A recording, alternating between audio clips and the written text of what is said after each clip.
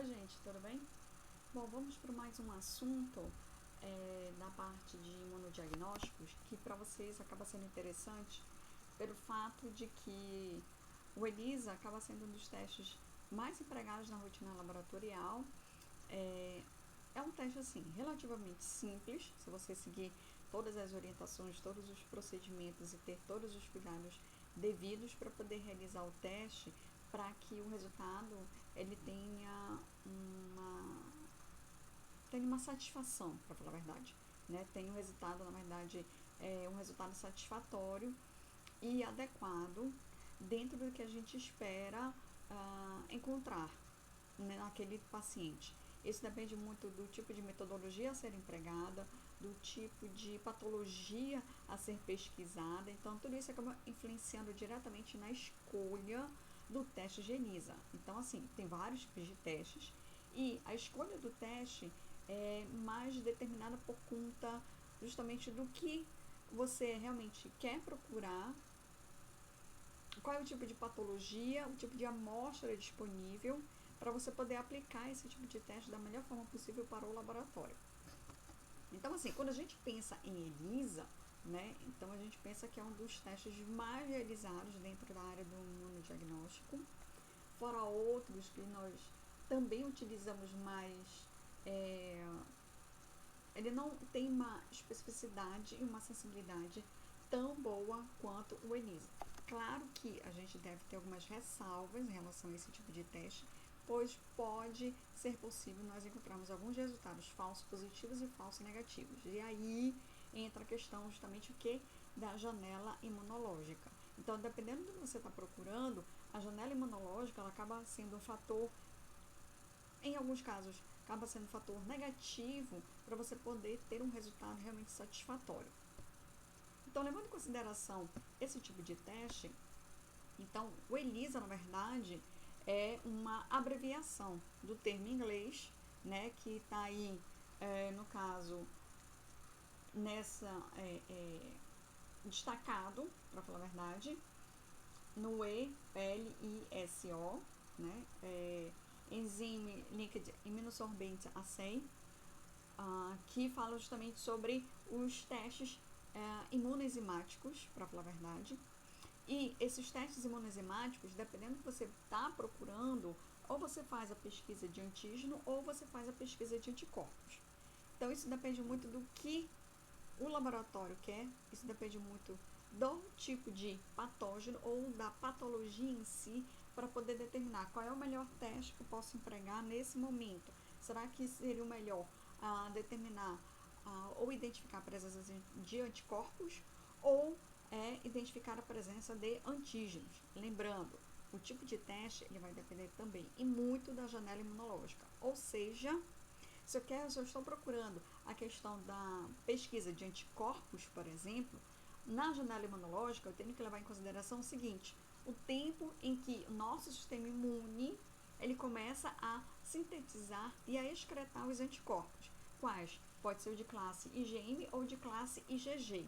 Então, isso vai acabar determinando qual é o tipo de teste que eu posso escolher. Na questão do antígeno, isso depende muito do tipo de antígeno e do tempo, por exemplo. Se eu estou trabalhando com vírus, eu tenho que levar em consideração o período de replicação viral e o ciclo dessa replicação viral para cada vírus. Quando a gente considera a questão do vírus dengue presente aqui na nossa região, melhor, no país, eu tenho que levar em consideração que até o sétimo, mais ou menos de 3 até 10, 15 dias mais ou menos, eu ainda posso encontrar alguns tipos de antígenos para poder detectar a presença de replicação viral, para poder dizer, olha, o paciente ele está com dengue. O mesmo acontece com hepatite B. Então, hepatite B eu tenho que levar em consideração o ciclo viral para poder determinar qual seria o melhor teste, a detecção de antígeno ou a detecção de anticorpos. Se eu estou procurando que o paciente está realmente doente, e eu tenho que levar em consideração que nesse período de replicação viral, logo nos primeiros dias, 5, 10 dias, há uma intensa replicação viral e com isso nós temos uma grande quantidade, ou melhor, um aumento muito significativo da síntese de um tipo de antígeno da hepatite B, que nós chamamos de HBsAg, né? Um antígeno de superfície da hepatite B. Então, dependendo do que eu quero procurar, eu tenho que ver qual é o melhor tipo de teste, certo? E aí vem o seguinte, quais são as aplicações? Em que momento eu posso utilizar? Para que eu vou utilizar exatamente os testes de ELISA? Eu posso utilizar para detectar a quantidade de anticorpos específicos. E esses anticorpos específicos pode ser um determinado antígeno ou um determinado patógeno. Antígeno aqui, por exemplo, eu posso detectar a presença de anticorpos específicos para a proteína P24 do HIV, por exemplo. Ou até mesmo, eu posso utilizar o próprio ELISA para detectar anticorpos específicos anti-HIV1 ou anti-HIV2, quando eu quero procurar exatamente a presença do patógeno, se a pessoa está ou não com o patógeno, no caso, o vírus aqui. Outro ponto é detectar ou até mesmo identificar antígenos virais. Então, eu quero detectar a presença de alguns tipos de antígenos. Pode ser viral? Pode. Pode ser antígeno bacteriano? Também pode. Há também testes que estão sendo elaborados, testados, para poder detectar a presença de fungos, no caso, alguns antígenos fúngicos. Ou seja, o ELISA também dá para poder aplicar quando eu quero detectar a presença de antígenos de algum tipo de patógeno. O mais utilizado mesmo é quando a gente pesquisa a presença de antígenos virais. E aí, gente, antígenos virais, eu tenho uma gama aí de antígenos virais, como eu falei para vocês, P24, HBsAg, NS1, por exemplo, para poder detectar a presença de dengue, e assim eu vou olhando na literatura para ver o que tem de testes de ELISA que estão sendo pensados, sendo desenvolvidos para poder fazer a detecção de vários tipos de antígenos, principalmente virais. Hormônios, eu posso utilizar ELISA para detectar e quantificar a quantidade de hormônios? Posso. Querem um bom exemplo disso? Beta-HCG. O beta-HCG, a gente sempre faz o teste baseado naquele teste monocromatográfico. Porém, eu também posso utilizar esse tipo de teste para detectar, na verdade, o beta-HCG, eu posso utilizar o ELISA, por exemplo, porque aí eu preciso quantificar o quanto tem desse hormônio. Outros tipos de hormônios, eu posso utilizar o ELISA? Posso. Hormônios tireoidianos, também eu posso utilizar o ELISA. Então, eu tenho vários tipos de hormônios aí que dá para utilizar tranquilamente o teste de ELISA para a gente poder quantificar o quanto tem desse tipo de hormônio, tá? Quantificação. Mensurar marcadores de reações inflamatórias. Então, eu tenho na pesquisa vários tipos de citocinas que a gente precisa determinar. Interferon gama, por exemplo. Interferon gama é um tipo de citocina em que dá para utilizar o teste de ELISA para poder detectar não só se é positivo, se apresenta ou não o interferon gama, mas também dá para quantificar, ou seja, quanto tem de interferon gama naquele momento no paciente. Um outro exemplo, proteínas de fase aguda. Aí, proteínas de fase aguda, eu tenho vários tipos de proteínas. Eu tenho a próprio PCR, alfa-1 tripsina. Então, eu tenho vários tipos de proteínas que são sintetizadas durante a fase aguda do processo inflamatório, em que alguns testes não dá para utilizar, e aí eu preciso utilizar um outro tipo de metodologia para poder detectar a presença desse tipo de proteína. E aí vem o ELISA para poder me auxiliar nesse sentido. Então, as aplicações mesmo, ela é vasta. E aí vai depender justamente daquilo que eu estou batendo na tecla desde o início, que vai depender do que você está procurando, o que você precisa detectar naquele momento. Então, o teste de ELISA, ele veio justamente para poder nos auxiliar e muito, não só na rotina laboratorial, mas na identificação de diversos tipos de patologias. Então, na parte do imunodiagnóstico, o ELISA ele acaba sendo o que nós consideramos de padrão ouro para poder justamente detectar esses N tipos de patologias que afligem a nossa população. Algumas características importantes em relação ao teste do ELISA. Para a gente poder aplicar o teste de ELISA, eu não posso utilizar qualquer tipo de anticorpo, eu não posso utilizar qualquer tipo de antígeno. Eu preciso utilizar proteínas purificadas. Lembre-se, antígeno e anticorpo principalmente é proteína. Então, aí a questão dessas moléculas purificadas é você não só concentrá-las, mas também você aumentar a especificidade e a sensibilidade do teste. Se você utilizar qualquer tipo de anticorpo, qualquer tipo de antígeno, então acaba você perdendo um pouco a qualidade do que você realmente precisa em relação à ELISA. Então, precisam ser moléculas purificadas. Existe uma base sólida para que ocorra todas essas reações. O que mais nós utilizamos na prática laboratorial é a placa de poliestireno, aquela plaquinha lá com 96 poços. Então, essa aí é a placa de poliestireno. Então, é essa base sólida em que é utilizada especificamente para poder realizar esse teste. Também nós podemos utilizar ou controles ou padrões. Controles é aquele que nós utilizamos, controle positivo, controle negativo, para você poder comparar seus resultados com esses controles. E padrões?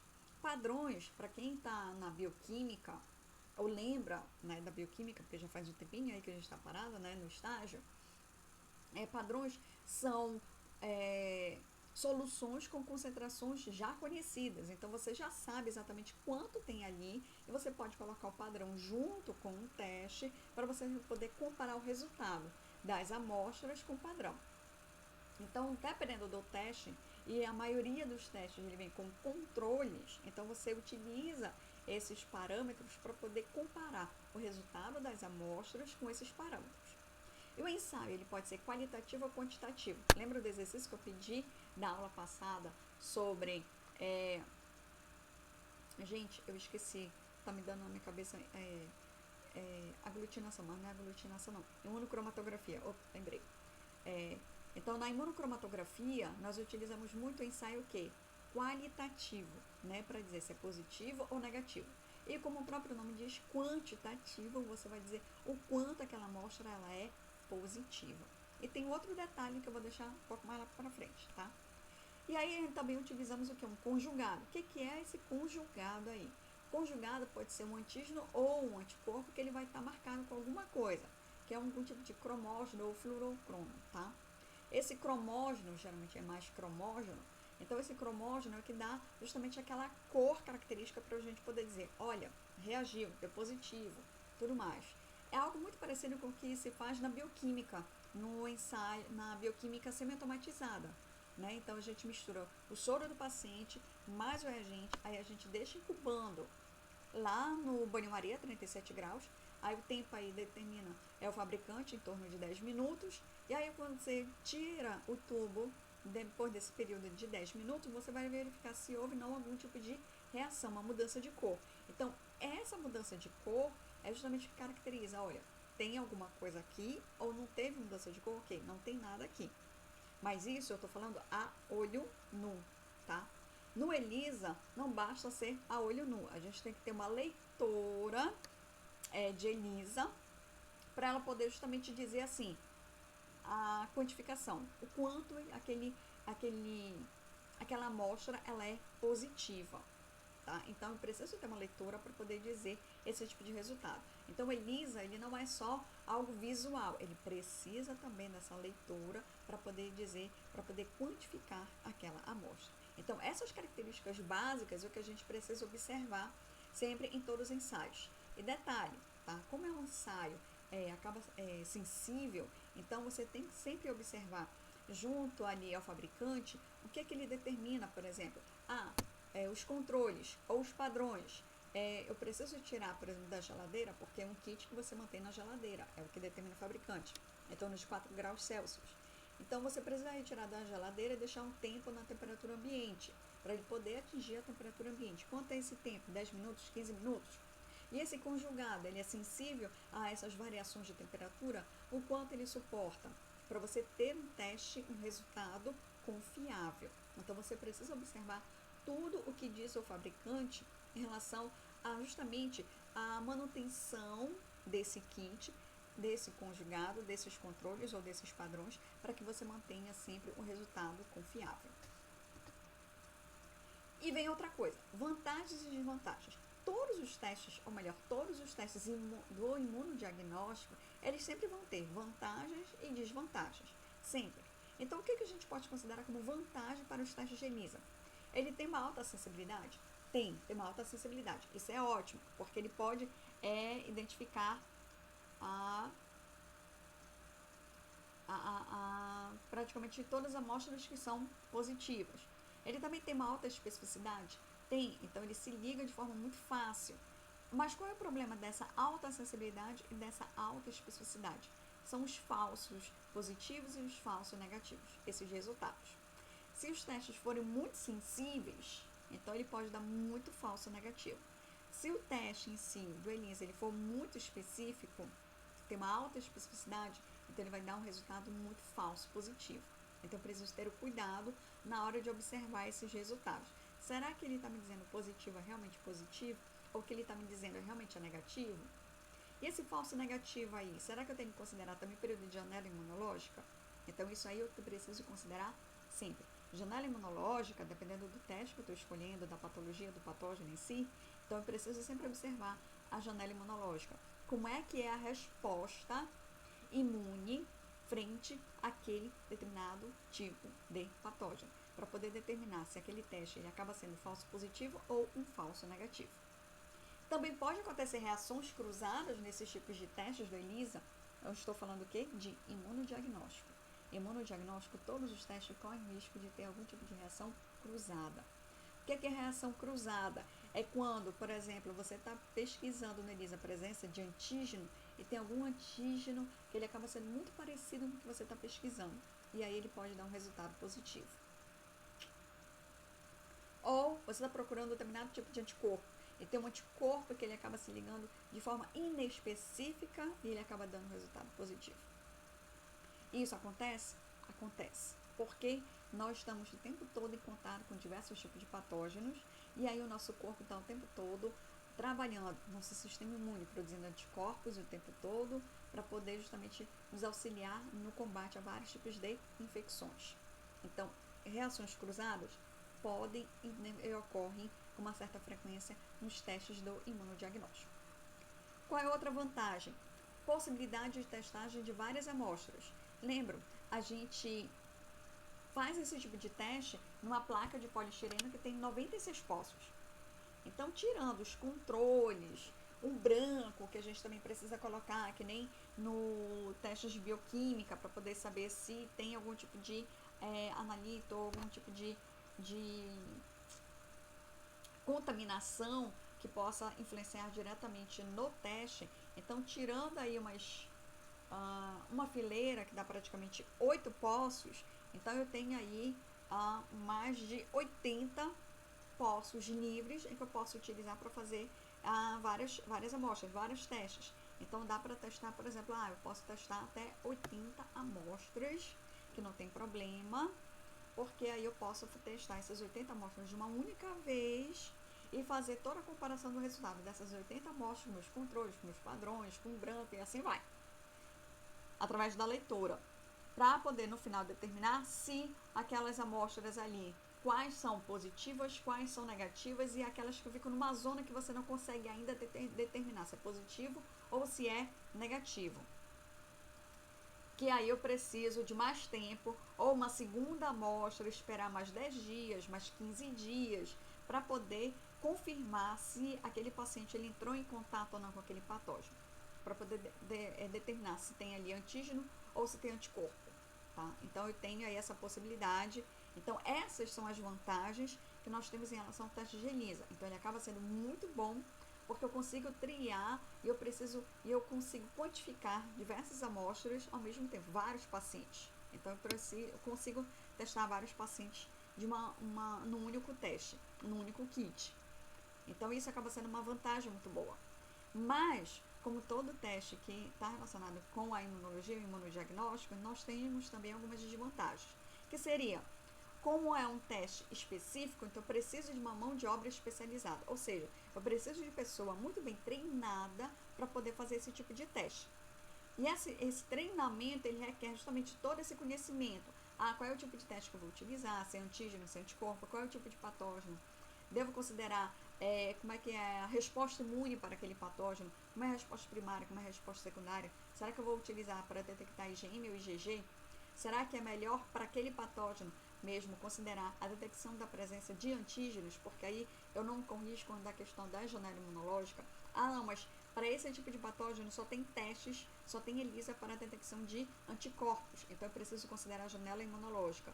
E aí, considerando a janela imunológica, quanto tempo esse teste vai me dar positivo? Será que a pessoa está doente há 5 dias, 10 dias, 15 dias? Será que eu preciso fazer uma soroconversão? Nossa, tanta coisa. Pois é, eu preciso desse tipo de mão de obra, desse tipo de raciocínio para poder trabalhar com ELISA. É uma técnica simples? É uma técnica simples. Até porque lá no kit do fabricante está te dizendo todo o passo a passo, todo o procedimento de como você deve realizar o teste. Porém, você precisa ter consciência do que você está realizando. E levando em consideração todos esses fatores, então, por conta disso, a gente precisa de uma mão de obra especializada. Vocês estão vendo o que está acontecendo aí com o Covid, vocês estão acompanhando, né? Todas essas atualizações, apesar desse desespero, desse isolamento social e de mais de 100 casos agora no estado do Pará, vocês têm acompanhado, por exemplo, no LACEN, que o LACEN ele acabou comprando, na verdade, o Estado acabou comprando para o LACEN equipamentos muito específicos da biologia molecular. Se são equipamentos muito específicos, não é qualquer pessoa que vai poder manusear esses equipamentos. Então, preciso, para poder manusear esses equipamentos, mão de obra especializada. Se vocês estão acompanhando todo esse noticiário em relação ao Covid-19, principalmente a questão do diagnóstico para a detecção do vírus, eu não tenho mão de obra especializada.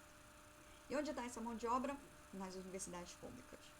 Então, nosso grande gargalo aí hoje em dia é justamente encontrar mão de obra especializada. E para o ELISA, eu também preciso de mão de obra especializada. Lembrando que no ELISA, gente, eu sempre tenho atualizações dos testes de ELISA. Então, eu tenho os testes clássicos e eu tenho os testes hoje que utilizam novas tecnologias. Por exemplo, hoje tem o teste de ELISA que eles utilizam beads magnéticos. São bolotinhas esféricas, tá? Em que lembra um pouco dos testes de aglutinação por látex, porque ele está revestido, por exemplo, por antígeno e eu preciso detectar a presença de anticorpo. Só que aí quando eu passo no aparelho em si, ali acaba sendo vantajoso em relação às técnicas usuais, porque nas técnicas usuais eu preciso fazer várias lavagens para retirar o excesso que tem ali de solução para poder aumentar justamente essa sensibilidade e essa especificidade. Então, nesses testes que utilizam beads magnéticas, então eu vou passar numa leitora que ela tem lá um campo magnético. Então, se tiver alguma coisa, então nessas beads elas vão se ligar, elas vão ser atraídas justamente por essa questão aí da questão da magnética, para poder detectar e no final quantificar, né, o quanto tem daquela amostra e quanto ela é positiva. Então, isso é justamente avanços dentro do teste de ELISA para melhorar justamente a questão da sensibilidade e da especificidade. E com isso diminuir justamente esses resultados falsos positivos e falsos negativos. Qual seria a outra desvantagem? Degradação de reagente. O que eu falei para vocês, os controles, os padrões, o conjugado. Então, isso aí são o que a gente considera de reagente. E esses reagentes, eles são muito sensíveis a variações de temperatura. Se você, por exemplo, está fazendo um teste, você deixou o conjugado em cima da bancada e esqueceu aquele conjugado em cima da bancada, foi embora, você voltou no outro dia, você viu que deixou o conjugado em cima da bancada, você acha que, meu Deus, vou colocar rápido na geladeira para não perder esse conjugado. Você acha que nesse momento, o seu teste, se você fizer, será que ele vai dar o mesmo resultado confiável que deu ontem, por conta desse esquecimento aí que você deixou o conjugado em cima da bancada? Pois é, esses reagentes eles são muito sensíveis a esses tipos de variações de temperatura. Então, por isso que você tem que ler sempre o que diz o fabricante. A bula, para quem estava, né? Porque estamos parados no estágio. Então, para quem estava no setor de bioquímica, teve o costume de ler bula, a bula dos reagentes, porque é na bula que ela vai te dizer várias informações, até mesmo a forma como você deve guardar essas amostras ou os reagentes de forma adequada, sem que ocorra justamente isso, degradação, e aí você tenha um problema em relação a gasto de material, gasto de reagentes e a baixa qualidade dos seus resultados. Uma outra desvantagem é a técnica, tá? A técnica ela é sensível e ela é específica, e aí entra justamente na questão da mão de obra especializada. Eu preciso de pessoas que entendam do que estão realizando aquele teste, que compreendam toda a delicadeza que você precisa fazer em relação ao teste para que ao final você tenha sempre resultados confiáveis. Então, como todos os testes do imunodiagnóstico, então a gente sempre vai encontrar vantagens e desvantagens, mas que a gente pode aliar vários testes para poder melhorar justamente a qualidade do diagnóstico. E essa qualidade do diagnóstico tem a ver justamente com a questão da rapidez com que você vai estar liberando esse resultado. Então, aqui nessa figurinha, para representar justamente isso. Então, aqui nós temos uma plaquinha aqui de poliestireno, tá? Em que aqui eu vou fixar, no caso, antígenos, e aí eu coloco a amostra do paciente, que contém anticorpos. Essa amostra aí, anticorpos, a gente vai dar preferência por soro. E aí, se houver realmente esses anticorpos, então ele vai se ligar especificamente a esses antígenos que já estão aqui grudados na placa. E aí a gente precisa fazer o quê? A revelação. Então, eu vou colocar, na verdade, aqui um anticorpo marcado, que é o conjugado. Essa marcação aqui é um cromógeno. E esse cromógeno aqui, eu tenho que fazer com que adicione uma substância, na verdade, uma enzima, em que ela faça a quebra desse cromógeno. E essa quebra do cromógeno é que faz justamente aparecer a cor que a gente consegue visualizar a olho nu. Que é isso aqui que a gente está observando nessa outra figurinha aqui embaixo. Então, aqui observe, nessa parte eu tenho amostras, tá? E observe que eu tenho diferentes tonalidades dessas amostras. Todas essas tonalidades aqui, elas indicam que são amostras positivas. Só isso. Eu só sei que elas são positivas, mas a olho nu. Eu não sei quanto elas são positivas. Então, o bacana do teste de ELISA é que ele não vai te dizer só que é positivo, mas através da leitura, aqui eu tenho aqui, ó, a leitura, ela vai justamente dizer o quanto aquela amostra ela é positiva. E aí, do ELISA, os métodos clássicos que nós temos. Nós temos 4 métodos clássicos, tá? O ELISA direto, o indireto, sanduíche e o de competição. Clássicos porque até hoje eles são utilizados. Eu tenho, claro, variações, melhoramentos desses testes que acabam justamente aumentando a questão da especificidade e aumentando ou melhorando a questão da sensibilidade, tá? Então, assim, desses métodos, eu vou falar um pouco sobre esses métodos, mas eu tenho aí, claro, um exercíciozinho para vocês fazerem, que acaba sendo interessante. Então, do ELISA, por exemplo, primeiro método, ELISA direto. Esse aqui não tem nem o que pensar muito, para falar a verdade. No ELISA direto, a gente vai estar pesquisando ou a presença de antígeno ou a presença de anticorpo. Aqui na figurinha eu estou mostrando a detecção da presença de antígeno. Então, eu tenho aqui uma placa, tá? Um poço. O poço aqui ele vai estar aqui totalmente revestido por antígenos. Na verdade, eu preciso colocar, a amostra. Eu preciso saber naquela amostra se ela possui os antígenos específicos para algum tipo de patógeno. Então, esses antígenos eles vão se fixar nesse poço. E após a fixação, eu preciso fazer uma revelação. Ou seja, eu vou jogar aqui nesse poço um anticorpo marcado, conjugado, tá? E aí, esse conjugado, depois vou adicionar uma enzima para poder ver a quebra desse cromógeno. E a quebra desse cromógeno promove justamente a revelação de uma cor específica, indicando que o teste é positivo. Então, isso é ELISA direto. Então, não tem nem muito não tem nem muito variação, para falar a verdade, não tem muita complicação nesse tipo de teste. Tá? É um teste simples, fácil, que dá para realizar tranquilamente, mas aí eu tenho uma questão que é justamente a questão da especificidade e sensibilidade, que para esse tipo de teste ele é bom, só que ele não é tão bom assim. Por que eu digo não, ele não é tão bom assim?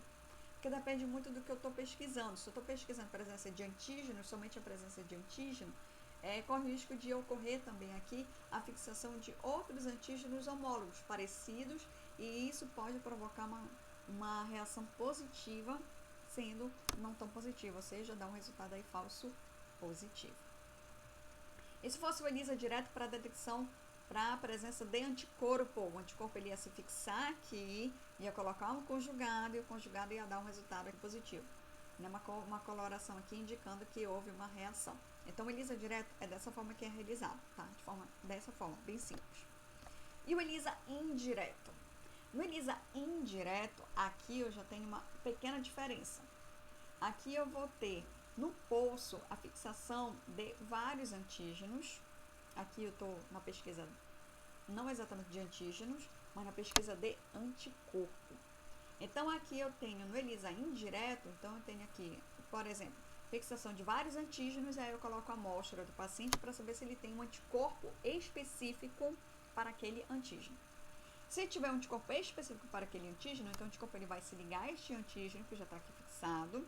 E aí eu preciso fazer o que? A revelação. Como é que eu vou fazer a revelação? Acrescentar o conjugado. Depois do conjugado, coloco uma enzima para fazer a quebra do cromógeno e revelar uma cor específica para poder dizer que aquele teste ele é positivo. O ELISA indireto é feito dessa forma. Mas se fosse o ELISA indireto, eu quero, na verdade, não a pesquisa da presença do anticorpo, eu quero a presença do antígeno. Dá para fazer? Tá, eu só vou mudar a ordem. A ordem no que sentido? Eu vou ter um anticorpo aqui fixado.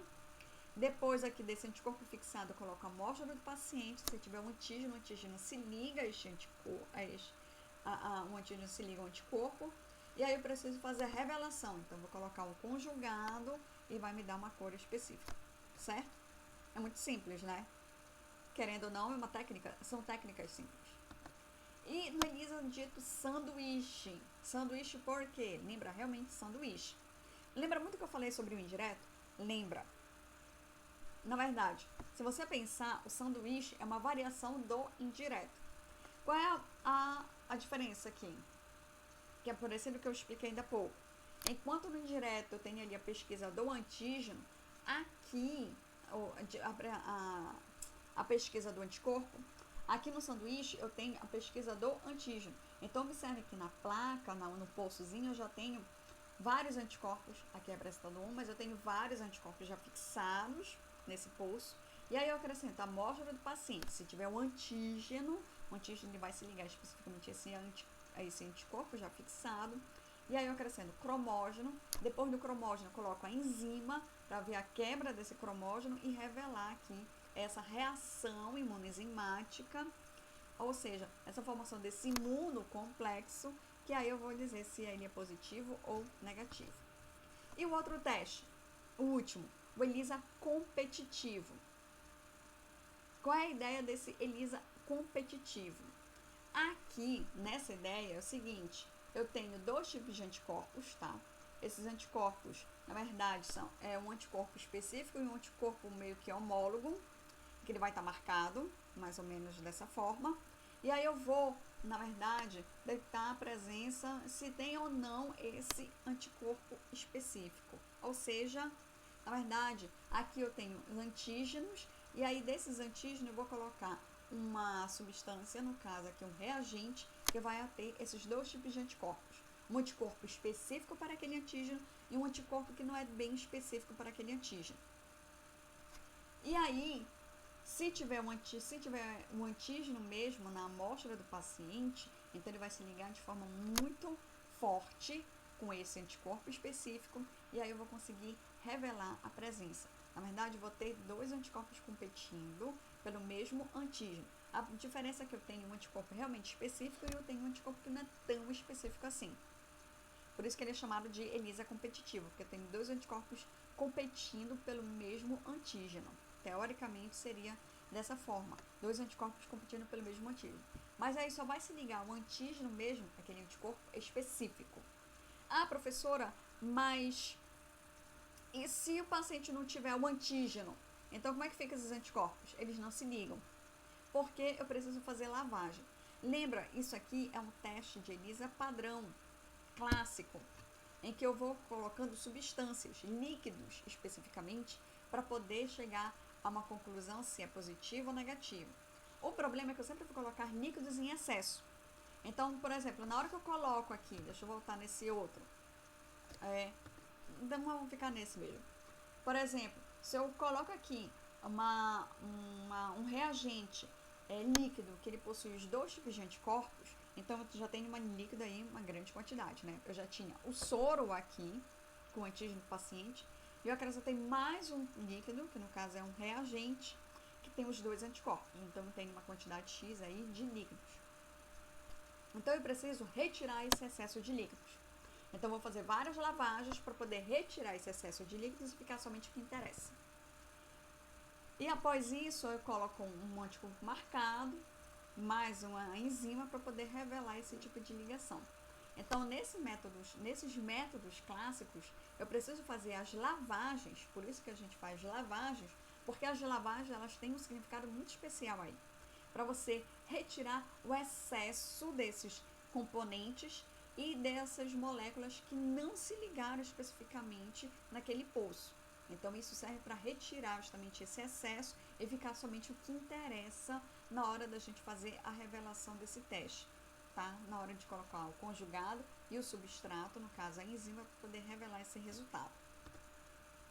Aqui é uma outra figurinha, também falando sobre o teste competitivo, em que a ideia é a mesma coisa, tá? Então aqui eu vou ter a fixação de um antígeno específico, depois eu vou ter uma solução para bloquear esse antígeno, para ele poder fixar e não sair daí de jeito algum. E aí depois eu vou colocar aqui um anticorpo, no caso a amostra do paciente, no poço. Essa amostra, se realmente ela tiver alguma coisa aí, ela vai se ligar. Junto com essa amostra vai ter um outro anticorpo também competindo com esse antígeno. Se tiver alguma coisa aqui na amostra do paciente, ela vai se ligar e aí a gente vai conseguir revelar através do cromógeno aí do conjugado, tá? Então a ideia é sempre essa mesmo. Ao final a gente vai ter um conjugado, esse conjugado é um anticorpo ou um antígeno que vai estar ligado a um cromógeno para a gente poder visualizar esse tipo de reação. Bom, o ELISA em si, os testes, as técnicas, né, a ideia dessas técnicas são essas, tá? E aí eu volto a repetir, vai depender do que eu quero pesquisar, presença de antígeno ou presença de anticorpo. Só que tem duas coisas aqui que eu preciso falar, que é importante para a parte do ELISA, que é sensibilidade e especificidade. No caso, sensibilidade diagnóstica e especificidade diagnóstica. Lembra que eu falei lá nas características que os testes de ELISA eles têm uma alta sensibilidade e uma alta especificidade. Se vocês procurarem no Google algum teste de ELISA aí, vocês vão ver que no material aí do fabricante, geralmente ele coloca aí especificidade, sensibilidade de 90%, 89%, 85%, 95%. Os bons testes, eles têm especificidade e sensibilidade acima de 80%. Isso significa que eu vou diminuir bastante a questão dos falsos positivos e falsos negativos, tá? Eu tenho testes que eu vou utilizar especificamente para o diagnóstico, eu tenho testes que eu posso utilizar especificamente para fins epidemiológicos. Bom, quando a gente fala de sensibilidade e especificidade, eu quero dizer sobre sensibilidade. A sensibilidade, eu quero dizer o seguinte, o quanto aquele teste que ele vai me dar realmente como negativo, ou seja, eu quero saber se aquele resultado ele é negativo, ele realmente é negativo, para eu confirmar que ele é negativo. Isso que eu quero saber da sensibilidade. Sensibilidade, quero confirmar que aquele resultado, que aquele teste, ele vai conseguir identificar as pessoas ou as amostras negativas. E a especificidade? A especificidade diagnóstica, eu quero saber se aquele teste ele tem a capacidade de realmente detectar e identificar as amostras positivas. O que ele está mostrando positivo, ele tem que mostrar que realmente ele é positivo. Por isso que os testes de ELISA, eles têm que ter uma alta sensibilidade e uma alta especificidade, porque eu preciso identificar e separar quem realmente é positivo, quem é verdadeiramente positivo e quem é verdadeiramente negativo. Então eu preciso identificar esses dois grupos aí. E por que eles são importantes esses conceitos? Porque esses conceitos é que eles vão determinar até mesmo eu, como biomédica, eu sou chefe do setor de imuno e eu preciso identificar ou eu preciso escolher um teste específico para o laboratório. Então, eu preciso lembrar desses conceitos para poder escolher qual é o melhor teste para eu poder utilizar no meu laboratório ou no meu setor. E um outro ponto importante que a gente não deve esquecer nunca, nunca, nunca, é quando a gente chama do ponto de corte. Vocês já ouviram falar do tal do cutoff? Pois é, o cutoff que a gente sempre fala do ELISA, na verdade a gente está falando do ponto de corte. O que é esse ponto de corte? É um valor que eu vou definir, esse valor X aqui, um valor X, para poder dizer, olha, desse ponto para cima, a gente vai considerar que os resultados são positivos, e desse ponto para baixo, eu vou considerar esses resultados como negativos. É o limiar, ou como alguns chamam de limiar de reatividade, tá? Então, é um ponto específico que eu vou determinar.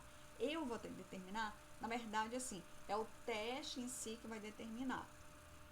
Lembra que a gente vai utilizar controles, padrões? Então, quando eu analiso esses controles ou esses padrões, então a análise deles é que vai me dizer qual é o ponto específico que eu vou utilizar como corte. Corte para poder dizer, daquele ponto para baixo é negativo, daquele ponto para cima ele é positivo. Tá? Então, esse parâmetro aí, que é o cutoff, ele acaba sendo importantíssimo para eu poder identificar aquelas pessoas que são verdadeiramente doentes daquelas que não são doentes. Então, essa definição desse limiar, ele leva em consideração essa distribuição dessa frequência desses resultados na população. Que aí eu preciso levar em consideração esses conceitos de especificidade e sensibilidade. O que eu quero dizer com tudo isso é nesta outra figurinha aqui. Ela é muito importante. Lembra que eu falei para vocês, eu posso fazer testes epidemiológicos, diagnóstico. Então, esses testes que eu vou utilizar, eu quero fazer somente epidemiologia. Não, quero utilizar somente para o diagnóstico, quero fazer a triagem. Então, isso tudo depende do ponto desse cutoff que eu vou determinar.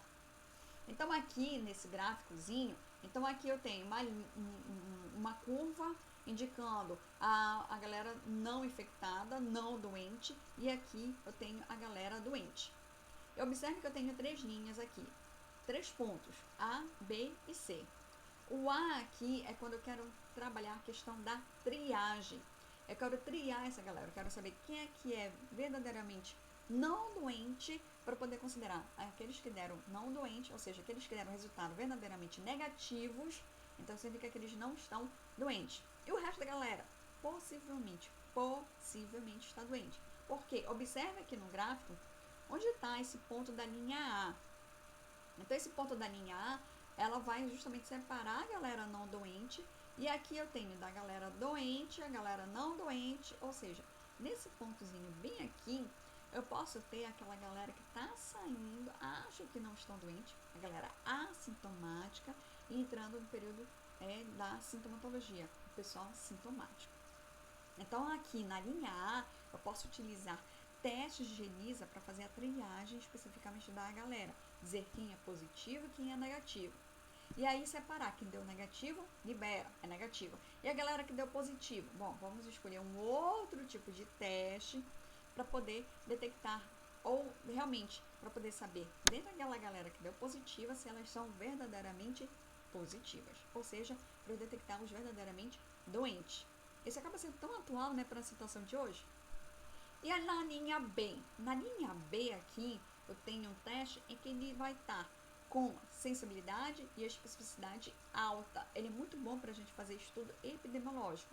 Aí eu preciso fazer uma epidemiologia, por exemplo, estudo epidemiológico, deixa eu ver aqui, para a doença de Chagas, por exemplo.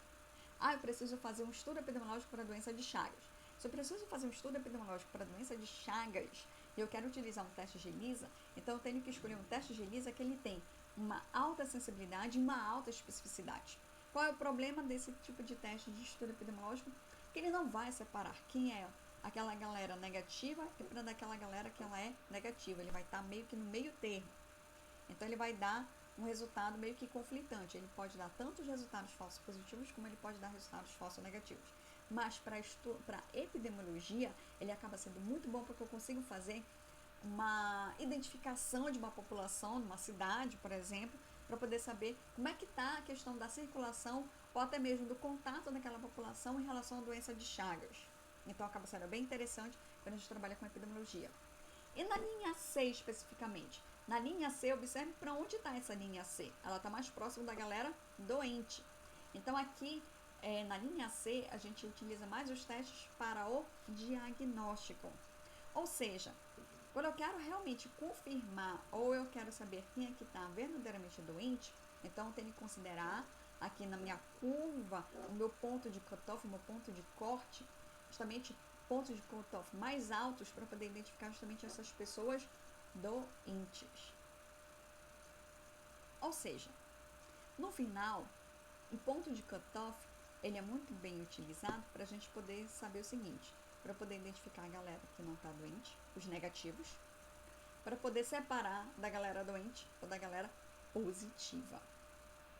O cutoff, ele acaba sendo muito bem utilizado para a gente poder determinar isso. Quem é negativo e quem é positivo. Ou melhor, quem é verdadeiramente negativo e quem é verdadeiramente positivo, tá? Então, o cutoff a gente determina toda vez que vamos fazer um ensaio ou toda vez que vamos realizar um teste, eu preciso sempre fazer um novo cutoff. Por que eu preciso sempre fazer um novo cutoff? Porque eu tenho variação de temperatura, a questão de eu estar realizando vários testes, tiro o kit, guardo o kit, tiro o kit, guardo o kit, deixo a temperatura ambiente, terminei, guardo o kit. Então, essas diferenças de temperatura, elas podem justamente influenciar diretamente no cutoff. Então, eu preciso, toda vez que realizar um teste de ELISA, eu sempre preciso realizar um cutoff. E por que eu estou falando o tempo todo do cutoff? E por que eu expliquei tudo isso? Porque eu entro nessa fase aqui. Então, aqui eu preciso identificar amostras positivas, amostras negativas e amostras indeterminadas. Eu preciso. Quando dá positivo, opa, beleza, é ótimo, tá dando positivo. Observe aqui na figura que eu tenho aqui diferentes tons aqui de amarelo. Visualmente, então essa galera aqui, ela acaba sendo o quê? Positiva, tá? Só que aí o tom desse amarelo, ele acaba diferenciando o quanto é positivo. Pode ser muito positivo ou um positivo assim, fraquinho. Então, visualmente, não dá para dizer assim, olha, visualmente eu consigo identificar, digamos, estou identificando 20 amostras positivas, tá? Hipoteticamente. Visual é isso que eu estou vendo. Então, eu preciso da leitora de ELISA, e isso considerando lá, colocando os valores do cutoff e tudo mais, para ela poder dizer, será que eu estou visualizando esses 20, são realmente esses 20? De repente não são 20, são 25. Já aumentou. Porque a leitora foi capaz de identificar 5 amostras que visualmente eu não consegui identificar. Por isso que a ELISA visualmente ela não funciona. Tem que ter o aparelho específico, o espectrofotômetro, para poder fazer justamente essa leitura. E aí ela também consegue identificar a galera negativa. Observe aqui, positivo e negativo, que são os controles. E essa aqui, amostra indeterminada. O que seria isso? Amostra indeterminada. Alguns chamam de zona cinza do teste de ELISA. Voltando para cá. É como se eu estivesse nesse ponto bem aqui. Eu não consigo determinar se aquela amostra ela é positiva ou ela é negativa. Ela está num ponto em que eu não sei. Realmente, eu não sei. Não dá para dizer.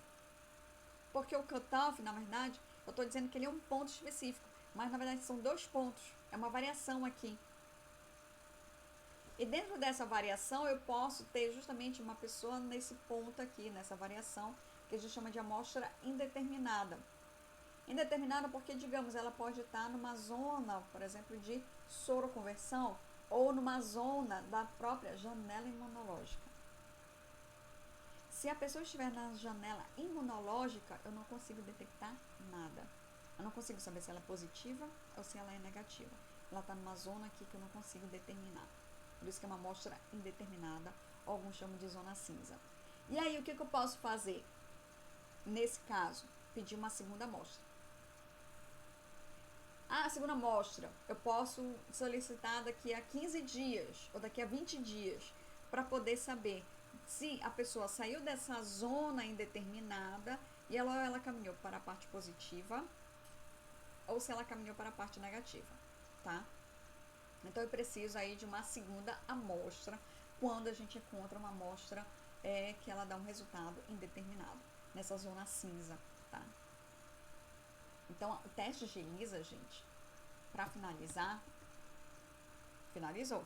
O teste de ELISA, ele não é um bicho de 7 cabeças. Na verdade, é um teste relativamente simples.